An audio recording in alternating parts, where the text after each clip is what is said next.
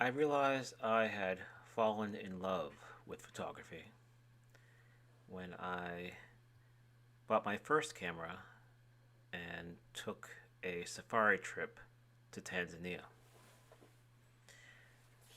I took many pictures during that week, but it's one that I took on my next to last day that has stuck with me the most.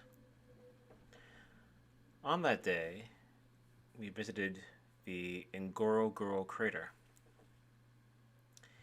and the light wasn't that interesting, but it was plentiful, and it brought out the range of colors which were simply astonishing on the floor and sides of the crater. And at one point, I looked over and I saw an elephant just hanging out. He wasn't part of a family or tribe, and I always wondered what his day had been like. In the far corner of the image, you can see a column of wildebeests. I didn't recognize this at the time. Wildebeests, when they move through the Serengeti, they move in a straight line and they look as if they are swimmers. I found this a very agreeable idea. And when I got home and looked at the photograph, I was struck by how instantly I was recalled to the immense quiet of the crater. It was so silent. And I could imagine the susurration of those wildebeests, even though I could not possibly have heard them. And when I realized the power of a photograph to so vividly bring you a sense of both that which you experienced and that which you imagined you experienced, I realized that photography was something I need to do a lot more of. Many of my images focus on the interplay between light and shadow. And while it's true that every photographer craves good light, I find that I crave good shadow. It's very often the first thing I notice about a scene that I'm going to photograph. Now, you can't make a picture out of shadow alone, at least not most of the time. And one of the things that I love about photography is that it provides me with a socially acceptable reason to just look at people and fit them within the shadows that I see. Now, I suspect I was probably doing this before photography, but now I have a reason to do it.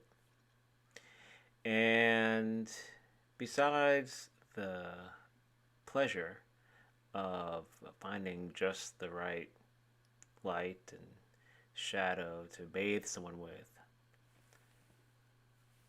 what I really enjoy is getting a picture of someone on the street, coming home and developing that picture a little bit, and then just imagining the interior life of the person who has shared, often unwittingly, just a moment of it with me.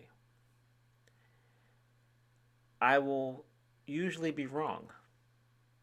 And the fact is, you never really know for sure. But this is one of the reasons why I think that photography allows us to live multiple lives, our own lives as observers and the imagined lives of those who we make photographs of. One of the unexpected pleasures of photography for me has been photographing flowers. I think that I always liked flowers, but photography invites you to experience them on an entirely new level, to get very, very close to the ground and just see what's going on down there. I like to get a flower from the local flower shop, which obligingly gives them to me free now because they like my pictures.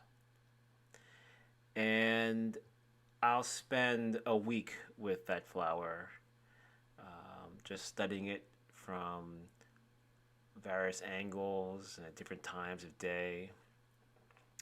I will train lights on it and bounce the light off surfaces to get some kind of revelation about what that flower really is. And flower photography is similar to landscape photography in that you are really molding your vision of what you see before you. I often like to think that the flowers have something to say, and it's my job to share that with the world.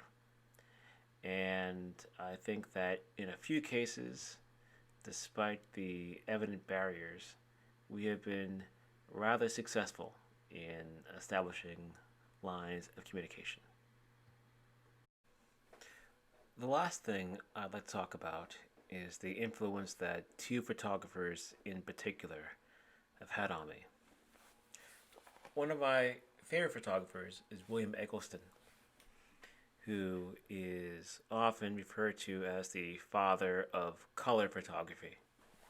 Now, he didn't invent color photography, but he was the first person to successfully gain entree for color photography as an art form. Photography, even though it's a couple hundred years old, is still relatively new as an art form. And until about 50 years ago, only black and white photographs were even grudgingly thought of as artistic. And Eggleston was able to open a world of color to those who would appreciate the artistic possibilities of photography. Now, the color for which he is famous was very often achieved in the laboratory. He has said that the scenes that he depicted really don't look the way they appear in photographs. But what I like about him is his rigorous commitment to photographing simple things. An ashtray left in a diner, or a telephone booth late in the afternoon, maybe a drink sitting on a tray on an airplane. These are not naturally the subjects of great art. And yet, such is his eye and ability to extract from that scene such nuance and tone and meaning that Eggleston forces you to recognize the artistic potential of simple things. And I find that I often go through some of his photographs whenever I need inspiration, because I am certain to find it wherever I look as a result. The other photographer who has influenced me a great deal is Art Wolfe. Now, he is very famous for his nature photography, and he came to Philadelphia a couple years ago to speak. And he begins his presentation with a photograph of about 20 people, photographers with tripods, standing around the Grand Canyon. And they're all taking the exact same picture of the Grand Canyon.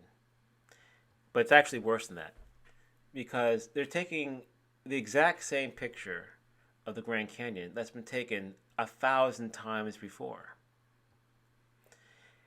And Art suggested that instead you should go out and find your own landscapes, scenes that nobody would think of as having great artistic potential, but those might be the important ones to photograph. And this insight struck me deeply. And I realized that I could simply open my door, walk outside, look down, and see a beautiful landscape at my feet. Much as I enjoy travel, and I do it as much as I can, the fact is that there are beautiful images all around us if only we would have the patience to look. And so one of the things I try to do is to see images that I don't think anyone else would ever pay attention to if he or she just passed that image or potential image on the street, but which I can make something of, and something that is uniquely mine. And it means that photographically, one is often taking the road less traveled, and I must agree that that has made all the difference.